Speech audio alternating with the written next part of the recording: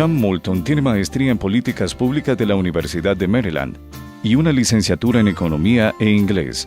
Ha trabajado en la política de información de OMB Watch desde principios de 2002 y actualmente se desempeña como director de políticas de información federal de la misma organización. The organization is dedicated to promoting more transparent and accountable government by trying to both open up the government's information to the public and get the public to be engaged in government decision making. OMB Watch was started back in, I wasn't there, back in the 1980s. It's about 26 years old. And it started because of some rules that were, that the Office of Management and Budget was creating that would make it more difficult for nonprofit civil society groups to participate in the government process. And so our organization formed specifically to try and address that rule, and we've grown from there to really address rulemaking more broadly, government transparency more broadly, how money is spent, how it's collected, a lot of different issues nowadays. One of the biggest tools that we're starting to engage in is a mapping tool developed by a group called ESRI. It's in the United States, a big computer company that does computer mapping, and so we're trying to use that to put together different layers of data so that we can evaluate government spending and government activity. And so that's definitely one of the big tools we're using. We're also starting to get involved with another smaller group who does mapping called Xavier, and they have developed a way of giving people the ability to take a variety of data points and give them different weights. So if what's important to you is education and transportation and poverty, you can weight those issues and put those all together into one map and see how money is being spent across those issues by creating your own map. And so it really gives the public the ability to become their own evaluator of the government based on what they think is important. Probably the best example of an evaluation that built off of our work is something the government did themselves. We eventually licensed some of our software that we built to the government to start producing their own access to the spending data. And then they took that spending data and they, in one particular area, IT spending, information technology, and they linked it up with whether or not what the original budget was for the project and what the timeline was for the project. And so they were able to identify those projects that were spending much more money than they expected, that were taking much longer than expected. And just a few weeks ago, the Chief Information Officer for the federal government, Vivek Kundra, announced that there would be $30 billion of IT spending that they were reevaluating, that they were putting a hold on those projects, that those projects might be eliminated or at the very least reworked because they were simply wasting far too much money and they were not on time, they were not on budget. And so it was a good example of taking that spending and linking it up with another criteria that allows you to evaluate and identify those projects that are problematic. A lot of it is opportunity. The groups that are interested in working on a particular topic. For instance, right now we're working on two main ones, an education project with a partner organization called the Center for American Progress, where we're trying to evaluate education spending and how much impact it is making in different school districts. Sort of a return on investment. Those school districts that make the most out of the money they get and get the best results. Another project we're working on is a transportation project where we're working with several groups to evaluate transportation spending in the Recovery Act that the government instituted to try and stimulate the economy, to try and create jobs, and transportation is a big area in that. And so we're trying to evaluate the equity, the fairness of how that money was spent.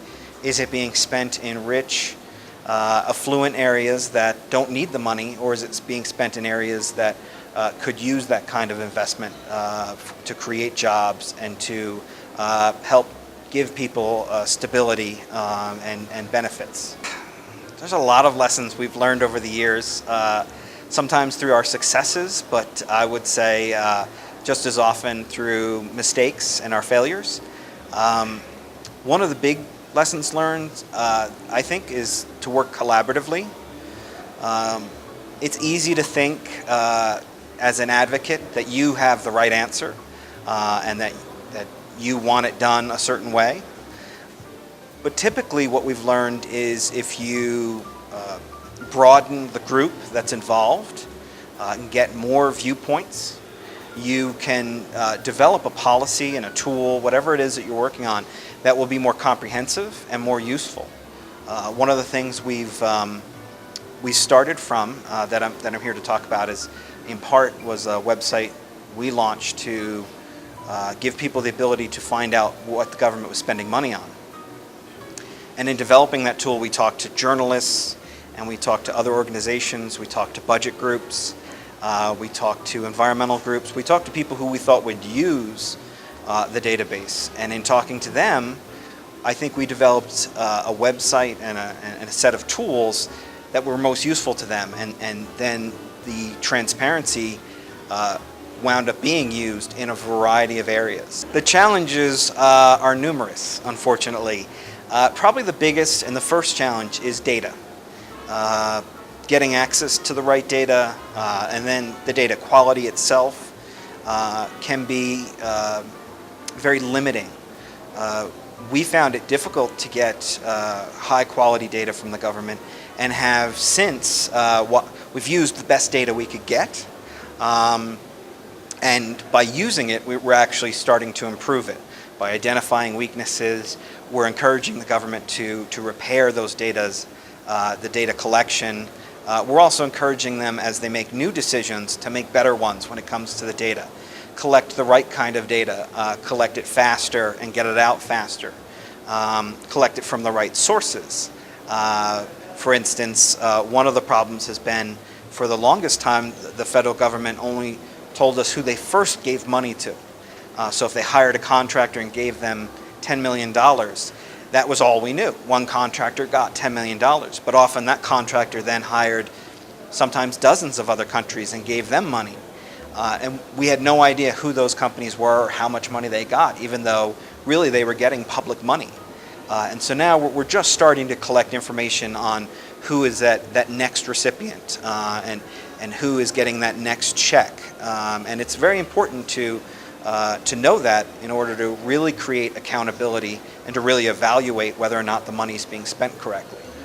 One of the other challenges I talked a little bit about the data challenges, and there's another challenge, and I think it's this: there's a government resistance. There's a culture to government where they like to keep their information secret.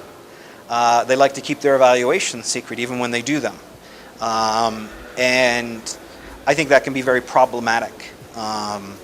We are very concerned that there are times when money moving through government, money goes from the agencies to a contractor who then contributes money to a politician who then tells an agency to engage in a project that winds up giving money back to the contractor. And so we worry that the government often isn't objective enough to conduct a fair evaluation, and there needs to be this public participation as well.